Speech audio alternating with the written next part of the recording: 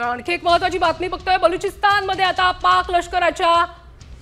पाकच्या एका अधिकाऱ्यासह 15 सैनिकांचा मृत्यू झालाय। रिमोट कंट्रोल आयईडी वापरून वाहन उडवण्यात आलंय।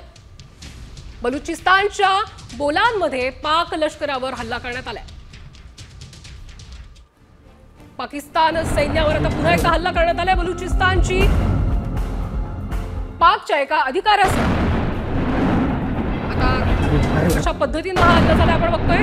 पाकिस्तान व सैन्यावर पुन्हा एकदा हल्ला करण्यात आला।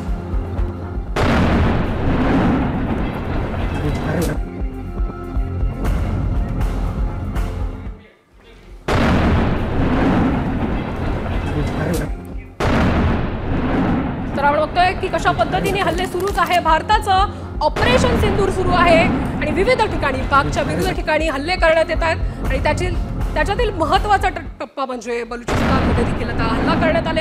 एका ठिकाणी चक्क ट्रक जो आहे तो लष्कराचा तो उडवण्यात आलेला आहे।